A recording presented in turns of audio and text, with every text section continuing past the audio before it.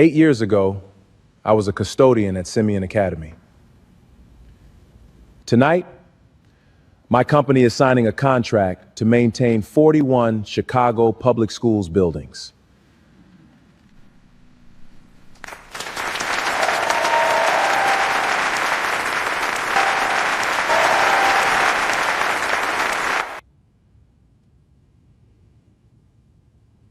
Say something.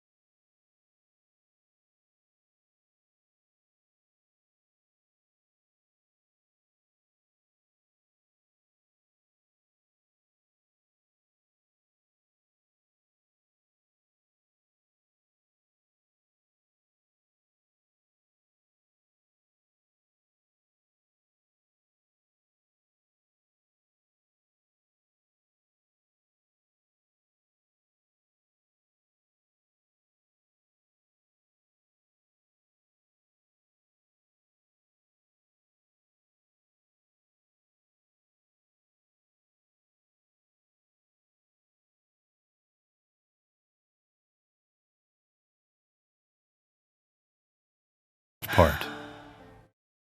My name is Xavier Ellison.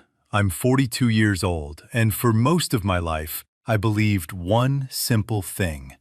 If you show up, if you work with your hands and keep your word, the world eventually pays you back in respect. I was wrong about the timeline. I wasn't wrong about the truth. It was a Tuesday in October, and I was pushing a supply cart down the third-floor hallway of Simeon Career Academy on the south side of Chicago. The smell of pine cleaner and old radiator heat thick in the air, when my phone buzzed with a message from my son's school about a field trip form. I clocked out at 4:40 that afternoon, same as I had for 6 years, and drove north toward the home Amaya and I owned together in Bronzeville, thinking about nothing more complicated than what to make Andre for dinner. I want you to remember that detail, because 40 minutes later, I would be standing frozen in my own hallway, listening to my wife tell her mother, in a voice bright with relief, that she was finally leaving me. Before we get into the story, if you've ever been underestimated by someone who was supposed to love you, stay with me, because what Amaya didn't know that night was that I already had something quiet sitting on my phone that would change everything. Not a threat, not a plan for revenge, just 14 months of patience. Let me take you back to where it started. Our home was a modest 2-story house on a tree-lined block near 43rd Street, the kind with a porch that creaked and a mailbox that leaned a little to the left. We'd bought it together 9 years earlier, back when a down payment from 2 incomes still felt like something worth celebrating. Amaya and I had been married for 13 years by then, and for most of them, I thought we were building something together, a home, a son, a future neither of us had grown up with.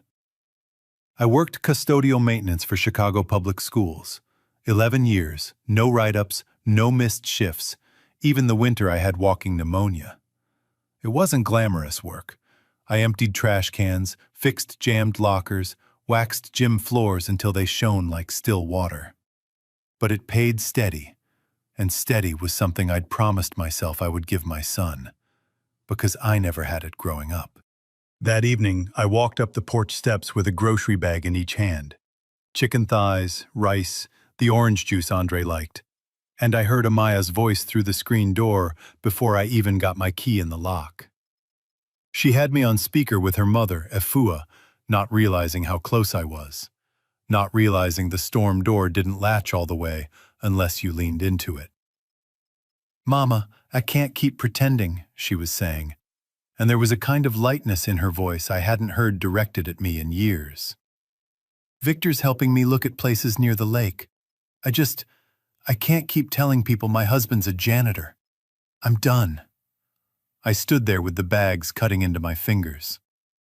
"He works hard, Amaya," Efua said, and there was something careful in her tone, something that told me this wasn't the first time she'd tried to talk sense into her daughter. "Working hard isn't the same as going anywhere, Mama. I deserve better than this. I deserve someone who isn't ashamed to walk into a room with me."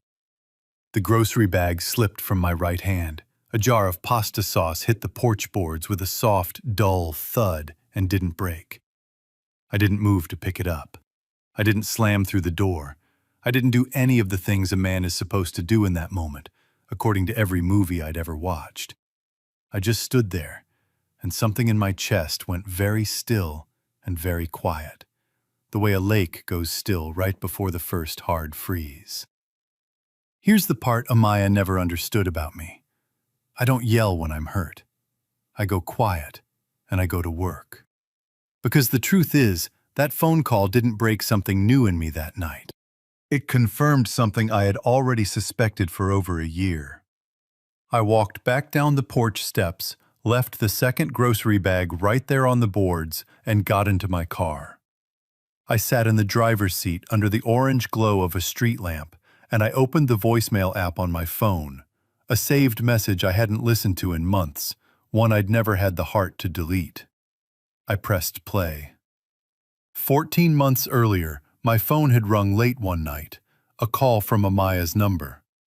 When I picked up, no one spoke, but I could hear her in the background, laughing with Victor, her voice bright, the way it used to be bright with me. "God, Victor, I swear, the second I get out of this, the second I'm free of the janitor, I am never looking back." The call had dropped a few seconds later, but by then it had already saved itself as a voicemail, sitting quietly in my phone the way a splinter sits quietly under skin. I hadn't confronted her then. I hadn't confronted her for 14 months.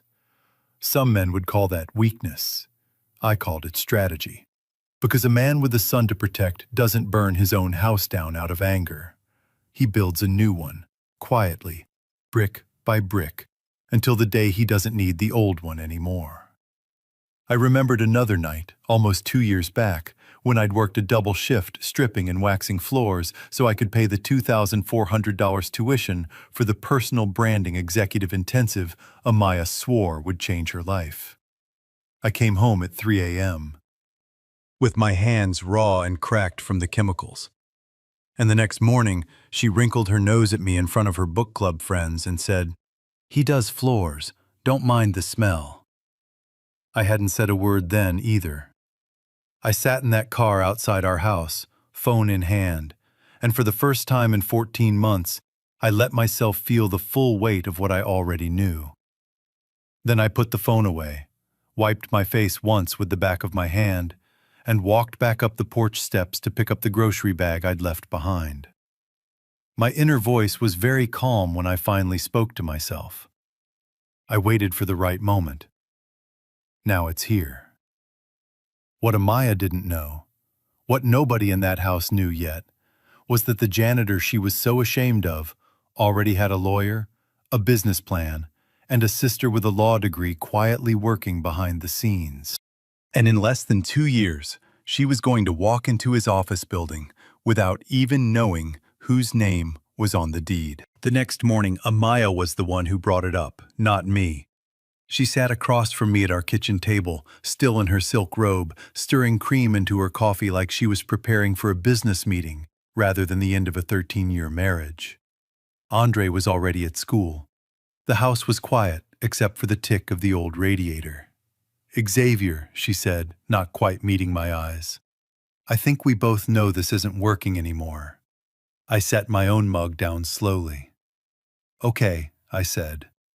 She blinked, clearly expecting more resistance. "Okay?" "Okay," I repeated.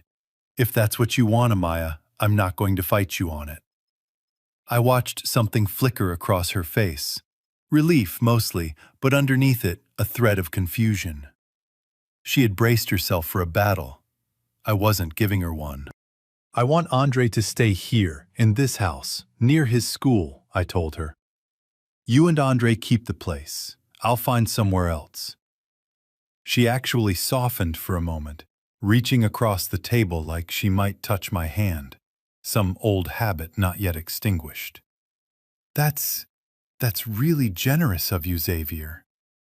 It's what's best for our son, I said, and I meant it, though it wasn't the whole truth of my reasoning. We met with a mediator 2 weeks later, a small office on South Michigan Avenue with a window unit that rattled every few minutes. At one point during the session, Amaya's side floated a proposed schedule that quietly trimmed my weekends down to one visit a month, citing her need for stability while she got back on her feet. I didn't raise my voice. I just looked at the mediator and said I wouldn't sign anything that reduced my time with my son. And by the time the final paperwork was drawn up, my standard visitation had been restored in full. Every other weekend, holidays split evenly.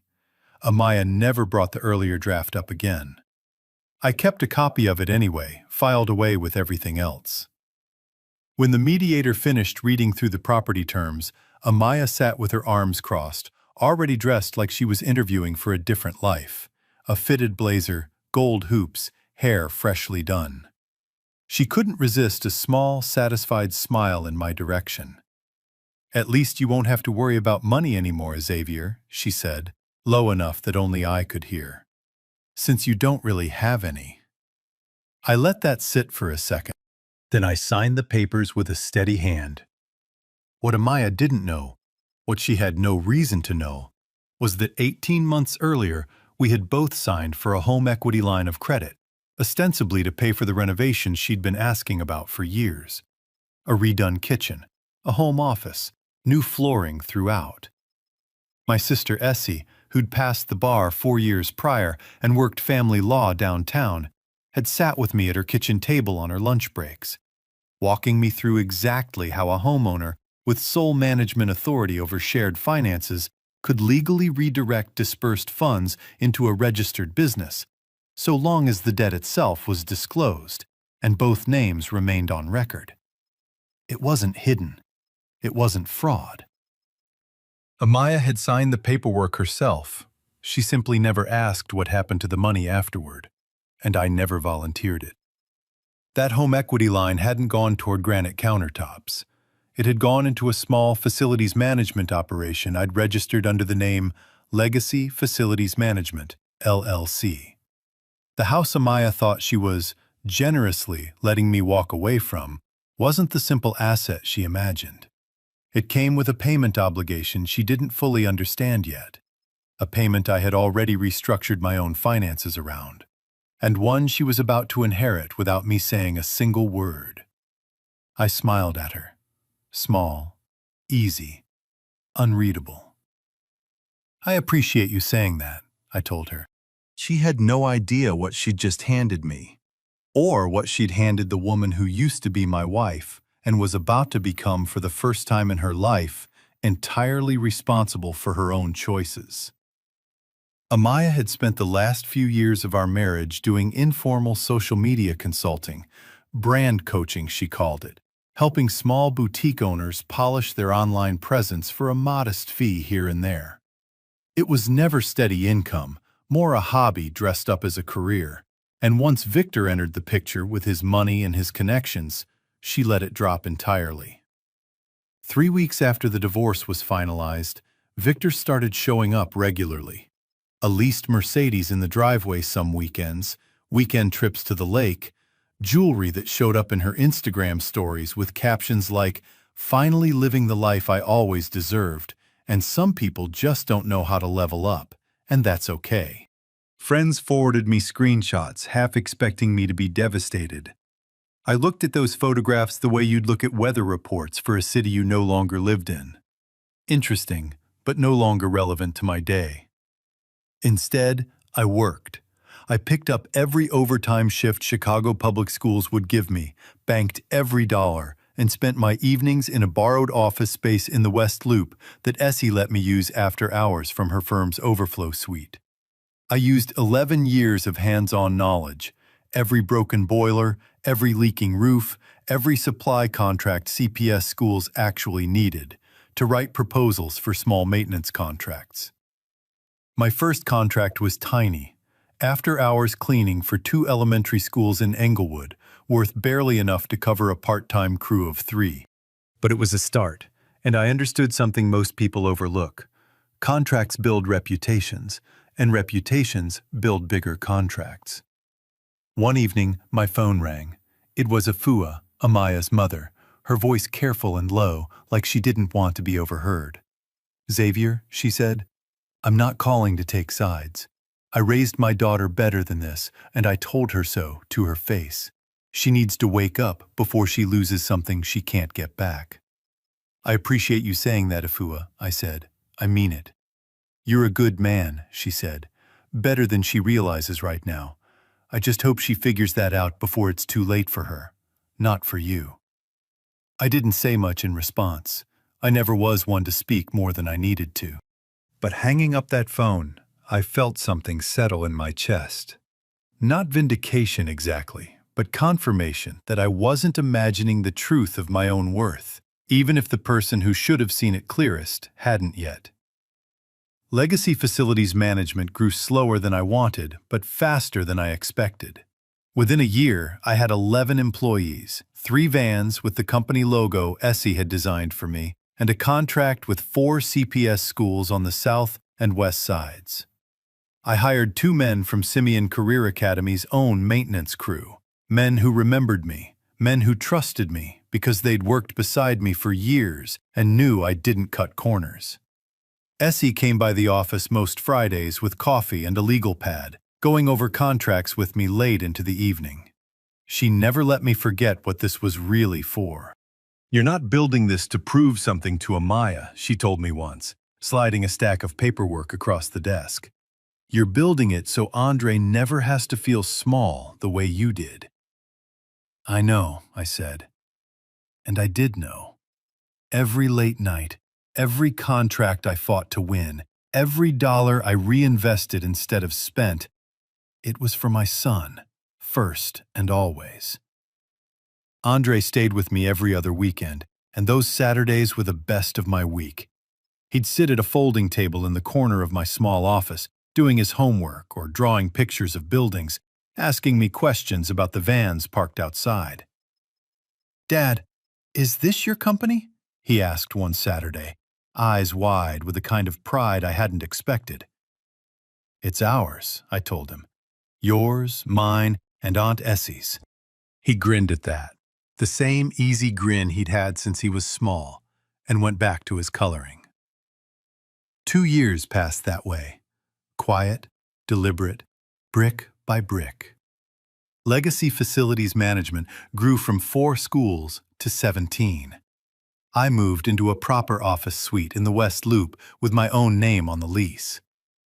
I stood at the window one evening, looking out over the Chicago skyline, lit gold against a darkening October sky, almost exactly 2 years to the week since that night on the porch.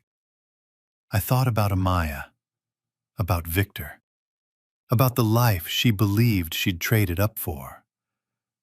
I didn't feel anger anymore. I felt something closer to patience finally paying interest. I'm going to show my son a different kind of man, I told myself, standing there with the city spread out below me. Not one who screams when he's hurt, one who builds. I had no idea, standing at that window, just how soon Amaya would be walking back into my life. Not as my wife, not as a stranger, but as an employee who had no idea whose company she'd just agreed to work for. Xavier had the truth about the house, the loan, and the company 2 years before Amaya ever found out. Was he right to stay quiet and let her sign? Or should he have told her the truth at that kitchen table before it was too late? Comment 1 if he was right to stay silent. Comment 2 if he should have spoken up. 2 years is long enough for a foundation to crack, if it was never built on anything solid to begin with. Victor Lang's downfall came fast once it started. A former business partner sued him over a failed investment scheme involving a chain of nightclubs on the north side, and the lawsuit exposed debts Victor had hidden from Amaya for the better part of a year. nearly $180,000 owed across 3 different creditors. Within weeks, his assets were frozen pending litigation. He packed 2 suitcases, left a note on the kitchen counter, and disappeared to Atlanta, leaving Amaya to face the fallout alone. Without his money to help cover the gap, the home equity payment she'd been managing on her own for 2 years, the one she'd never fully understood, the one she'd always assumed was some small leftover renovation debt, became something she simply couldn't carry. She missed one payment, then another. By the time she called the lender, the house was already 3 months from foreclosure. She sold it in a hurry, for barely enough to clear the debt, and moved back in with Afua within the month. Back into the small house on the south side she'd worked so hard to leave behind. I heard about it the way most people in our old circle heard about it, secondhand, through a cousin, through a church friend, through the particular quiet efficiency of a neighborhood that always knows everyone's business eventually. I didn't celebrate it. I didn't gloat. I simply kept doing what I'd been doing, running my company, raising my son, showing up. What I didn't expect was for Amaya to walk directly into the middle of it. Legacy Facilities Management had grown enough by then that Essie handled most of the hiring for our administrative and client relations staff, since I focused on operations and contracts. One Tuesday afternoon, Essie called me into her office with a strange look on her face, somewhere between disbelief and dark amusement. "You need to see this resume," she said, sliding a folder across her desk. I opened it and felt the air leave the room for a second. Amaya Ellison. Same resume format she'd used for years, still listing her old married name, applying for an administrative coordinator position at a company called Legacy Facilities Management, LLC. A name, I realized, with something between irony and disbelief, that meant nothing to her. She had no idea it was mine. The company had grown well past the point where my name was attached to every piece of paperwork. Essie and our operations director handled most external communication, and the West Loop office listed only the LLC name on its glass door. "She doesn't know," Essie said quietly. I checked twice. I sat with that for a long moment. Part of me wanted to shred the application and never think of it again, but another part of me, the part that had spent 2 years watching my son bounce between 2 households, praying his mother would find her footing again for his sake, thought of something else entirely. "Hire her," I said finally. Essie raised an eyebrow. "You sure?" "She needs the work. Andre needs his mother to be stable. And Amaya," I said, choosing my words carefully, "needs to learn some things the hard way, in a place where I control the lesson." Essie studied me for a long moment, then nodded slowly. "Your call, little brother." Amaya was hired 2 weeks later as an administrative coordinator in client relations, working out of the West Loop office, my office, on a floor she had never once visited, under an org chart that listed her direct supervisor as someone else entirely. My name appeared nowhere on her onboarding paperwork. I made sure of it. For the first few months, I kept my distance entirely, working mostly out of a satellite office near our Englewood site so our paths wouldn't cross. Essie reported back occasionally, always with a raised eyebrow and a knowing tone. "She's actually good at the job," Essie admitted one Friday evening, dropping a folder on my desk. "Organized, sharp with clients. She's proud of herself." I felt something complicated hearing that. Not resentment, but a kind of weary recognition. Amaya had never lacked capability. She had simply spent years believing that dignity only existed in certain rooms, wearing certain labels. Word got back to me that Amaya had taken to telling coworkers with unmistakable pride about her fresh start, how she'd finally rebuilt herself professionally after a difficult divorce, how she was proving she could stand entirely on her own 2 feet. In break-room conversations, she'd apparently say things like, "I finally got out of a situation that was holding me back," never once naming me, never once imagining I was 3 floors above her, reviewing budget reports with her paycheck listed among 200 others. It might have stayed that way indefinitely, if not for one meeting in late September. Legacy Facilities Management was competing for one of its biggest contracts yet, a comprehensive multi-year maintenance agreement with Chicago Public Schools, covering nearly 40 buildings across the south and west sides. Amaya, eager to prove herself to leadership she didn't realize included me, sat in on a strategy meeting with our operations team, offering polished, confident input on client messaging and public perception. At one point, discussing how to frame the company's founding story for a CPS press packet, Amaya said something that made the room go quiet. "We should be careful not to lean too hard on the whole blue-collar roots angle," she said, flipping through a printed draft. "I mean, obviously some people just clean floors and toilets for a living and never move past it. We don't want the company sounding like it came from nowhere. We want it to sound polished, professional." A pause settled over the conference table.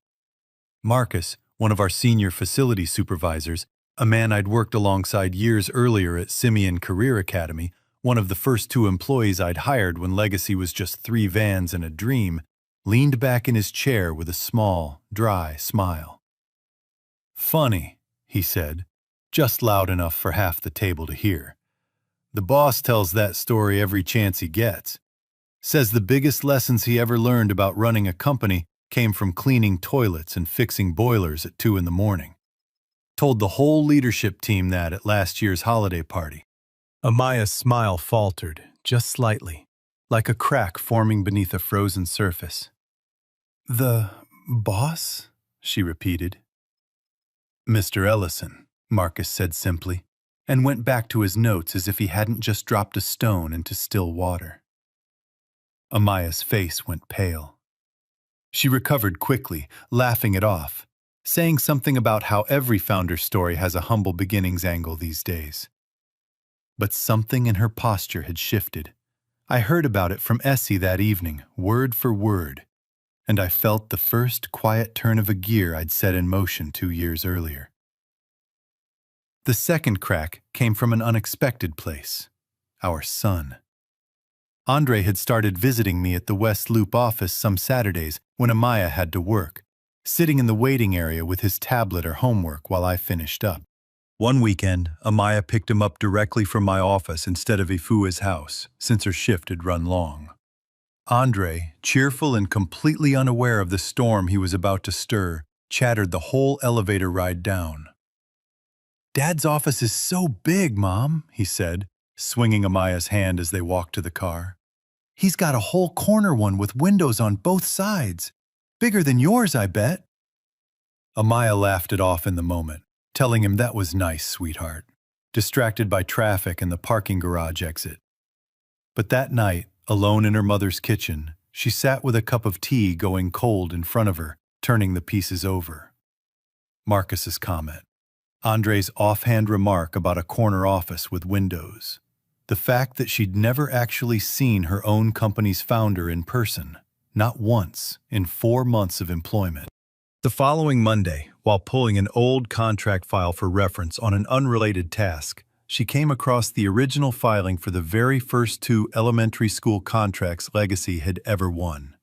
The same ones I'd fought for back when the company was nothing but 3 folding chairs and a dream. Buried in the signature line, 3 folders deep, Xavier D. Ellison, founder and chief executive officer. She stared at it a long time before her hands began to tremble. She found herself standing alone in the 3rd-floor women's restroom minutes later, staring into the mirror above the sink, her reflection pale under the fluorescent light. Standing there, Amaya wasn't just afraid of being caught working for her ex-husband. She was afraid of what it meant about her own judgment, that the man she'd measured against a title and a paycheck had been building something enormous the entire time she looked away. Underneath the panic was an old wound, the one that had nothing to do with Xavier at all. A lifelong fear of being ordinary, of ending up exactly where she started. That fear was what sent her toward Victor in the first place, and it was the same fear now staring back at her in the mirror, dressed as shame. "No," she whispered to herself, gripping the edge of the porcelain sink until her knuckles went white. "No, it can't be." The mug of coffee she'd been holding slipped from her fingers and shattered against the tile floor. 3 days after Amaya found that signature line, Essie met me in my office with something in her hand I wasn't expecting. A small flash drive. "I made something," she said, setting it carefully on my desk like it might bruise. "Andre helped me pick the pictures." I looked at her, waiting. "There's footage from the early days," she explained. "You fixing that boiler at Marshall Elementary at 11 at night. You and Andre unpacking supply boxes in this office, back when it was just 400 square feet. And there's a note Andre wrote for us last month when we were putting it together. He drew a picture of you and wrote something underneath it." She turned her laptop toward me. On the screen was a child's careful handwriting beneath a crayon drawing of a man in a hard hat standing next to a much smaller figure. "My dad is my hero." I sat with that for a long moment, throat tight in a way I wasn't proud of showing, even to my own sister. "He wanted it in there," Essie said gently. "He wanted people to see it." I looked at the flash drive for a long moment, then nodded once. "Use it," I said, "for the CPS event." The contract signing ceremony for the Chicago Public Schools Comprehensive Facilities Agreement was held 2 weeks later at a hotel ballroom in the West Loop, not far from our office. It was, by far, the largest event Legacy Facilities Management had ever hosted.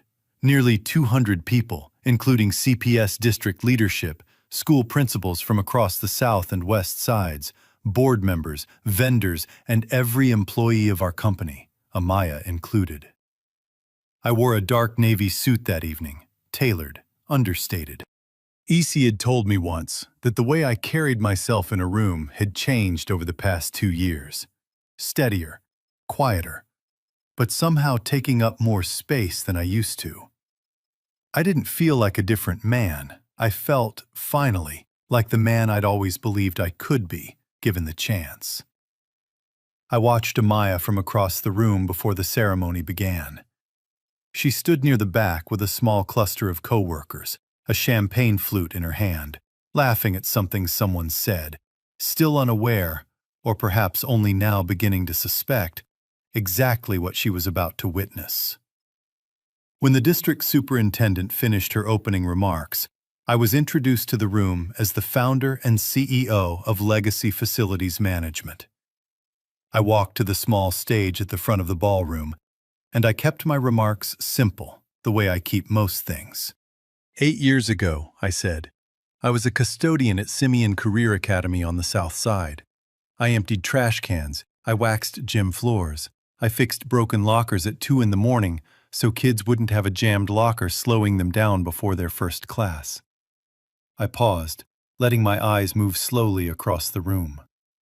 Tonight, my company is signing a 5-year agreement to maintain 41 Chicago Public Schools buildings, including the very school where I started. There was a ripple of applause. I let my gaze move, unhurried, to the back of the room, where Amaya stood frozen, her champagne flute tilted slightly in her trembling hand. Her smile had gone rigid, like glass about to crack.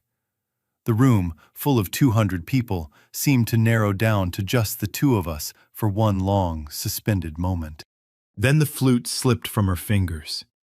It shattered against the polished floor, the sound sharp and unmistakable in the sudden hush of the room. Heads turned. A few people gasped softly.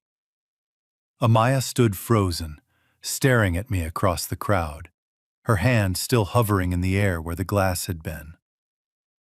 I gave the room a small, measured nod and continued. I want to thank my sister, Essie Ellison, our legal counsel and operations lead since day one, for putting together something I think says this better than I can. The lights dimmed. Essie's video began to play on the large screen behind me. It opened with grainy footage of me at Marshall Elementary, 11 at night, sleeves rolled up, sweat on my brow, fixing a boiler that had gone out in the middle of a cold snap. It moved to photos of our first tiny office. 3 folding chairs, a card table, 2 supply vans parked outside a rented storage unit. Then it showed Andre, younger, maybe 7, helping me label cardboard boxes with a crooked marker, his tongue poking out in concentration. The final image held for 5 full seconds. Andre's crayon drawing, his careful, uneven handwriting beneath it. My dad is my hero. The room went completely silent. I heard someone near the front sniffle. A woman 2 tables over pressed a napkin to her eyes.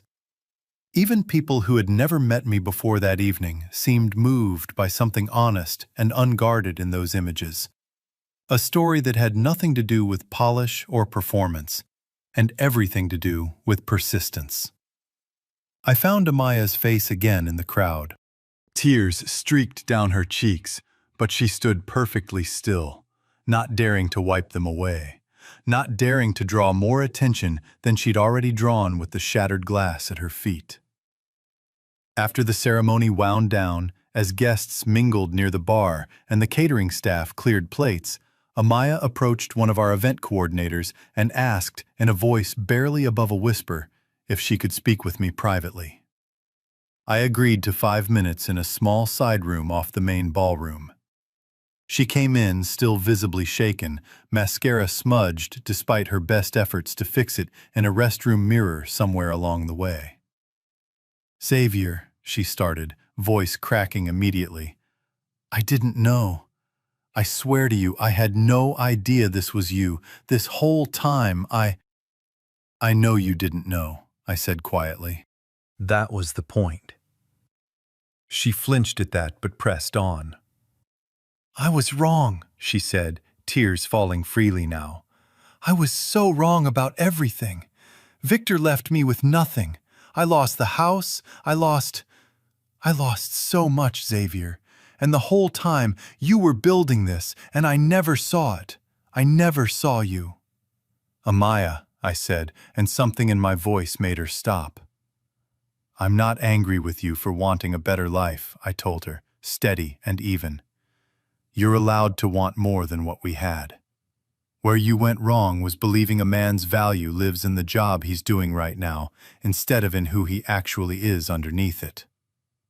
She wiped her face with the back of her hand, saying nothing. "I have documentation," I continued, "of the affair timeline. I still have the draft custody schedule from mediation, the one your attorney floated that would have cut my time with Andre down to 1 weekend a month before I thought to have it thrown out. I've had both for years. I'm telling you this not to threaten you, but so you understand. I've known exactly who you were and exactly what you did for a long time. I'm not asking you to explain it to me tonight." "Then why," she started, voice breaking, "why did you let me work here? Why did you give me any of this, if you knew all of that?" I let the silence sit for a moment before I answered, because this part mattered more than anything else I'd say to her that night. Here is what Amaya never fully understood about me, even after 13 years of marriage. I was never withholding this moment to punish her. I was protecting the one person who mattered more than either of our pride. A boy who still needed to believe his mother could become someone he was proud of. My own conflict wasn't whether to forgive her. It was learning that peace and forgiveness aren't the same transaction, and that I could give Andre one without owing Amaya the other. "I'm not doing this because I still love you," I said, "and I'm not doing it to forgive you. Not in the way you mean. I'm giving you a new employment contract, with strict, formal terms about how we co-parent Andre going forward, because our son asked me himself 3 weeks ago to give his mother one more chance." Amaya's face crumpled entirely. "He came into my office," I continued, "sat down across from me the way he always does, and asked me, very seriously, to please give you a chance to be the mother he still believes you can be. He's 11 years old, Amaya, and he still wants his mother to be someone he can be proud of. That's the only reason there's a contract for you at all. Amaya sank into the chair behind her, one hand pressed over her mouth, shoulders shaking with silent, devastating sobs. I left the room without another word. Later that night, alone in the hotel's parking garage, long after most of the guests had gone home, Amaya sat behind the wheel of her car without starting the engine, her reflection faint in the windshield glass, tears she no longer bothered to hide sliding down her face. "My son," she whispered to the empty car, voice barely audible even to herself. "He asked his father to give me a chance." The overhead lights of the garage buzzed faintly. Somewhere above her, an elevator chimed and released a handful of departing guests into the night. Amaya sat there a long time, alone, with the full weight of everything she had lost, and everything, through no doing of her own, she was still somehow being given. Amaya signed the new employment agreement the following week. It was Essie who drafted the terms, careful and precise, the way only a family law attorney watching her brother's back could be. The contract addressed Amaya's role at Legacy Facilities Management in plain professional language. No favoritism, no special treatment because of our history. Clear performance expectations like any other employee. A separate document, handled through mediation, laid out revised custody terms. Consistent weekly co-parenting time with Andre, shared responsibility for school events and medical appointments, and clear boundaries neither of us was permitted to cross. I kept my distance from her emotionally, the way I'd promised myself I would the night I signed our divorce papers 2 years earlier. But I didn't make her small. I didn't parade my success in front of her or remind her even once of that night on the porch in Bronzeville. Amaya was Andre's mother, and whatever had broken between us as husband and wife, I wasn't willing to let it poison the only thing we still shared. We began meeting every other Wednesday evening, just the two of us, at a coffee shop near Andre's school, to go over his schedule, his grades, the small logistics of raising a child between two households. The conversations were brief, professional, sometimes even a little stiff, but they were honest, and over time, something almost like mutual respect began to settle into the space where our marriage used to be. "You've changed," Amaya said to me one of those Wednesdays, stirring her coffee slowly, not quite meeting my eyes. "Not just the company, you, the way you carry yourself." "I didn't change who I was," I told her. "I just stopped hiding it to make other people comfortable." She didn't have a response to that, and I didn't push for one. Legacy Facilities Management continued to grow in the months that followed. We expanded our footprint to 52 Chicago public schools buildings by the following spring, and I hired 2 more supervisors from among the original custodial staff I'd worked alongside years earlier at Simeon Career Academy. Men who had watched me push a supply cart down hallways for over a decade before they ever heard the words Chief Executive Officer attached to my name. One afternoon, Amaya overheard something in the break room that Essie later told me she couldn't stop thinking about for days. 2 CPS facilities directors, in the office for a quarterly review meeting, were chatting near the coffee station about why the district had ultimately chosen Legacy over 2 larger, more established competitors for the comprehensive contract. "Honestly," one of them said, "half of it came down to trust. Ellison worked in our buildings for over a decade. Man never missed a shift, never cut a corner, stayed late fixing things nobody asked him to fix. When it came time to sign a 5-year agreement, the boards felt like they already knew exactly who they were dealing with." Amaya, refilling her coffee a few feet away, stood very still, listening. It was, Essie told me later, the moment the last piece of her old thinking finally gave way. The realization that every quality she'd once been embarrassed by in me, the discipline, the humility, the willingness to do work others considered beneath them, was the exact foundation everything she now depended on for her own paycheck had been built on. She never said as much to me directly, But something in how she carried herself at work shifted after that. Quieter, more grounded, less performative than the woman who'd once posted photos of borrowed luxury with captions about leveling up. Andre noticed the change too, in his own 11-year-old way. He started mentioning, almost offhand, that his mom seemed less stressed lately, that she'd started cooking dinner more at his grandmother's, that she'd come to his basketball game the week before and actually stayed for the whole thing instead of leaving early. I didn't correct him or comment much when he brought it up. I just listened, glad that whatever peace he was building for himself was real, even if it had come from circumstances more complicated than an 11-year-old needed to understand. One evening in late November, I stayed at the office long after everyone else had gone home, standing at the window of my corner office, looking out over a Chicago skyline lit gold and silver against an early winter sky.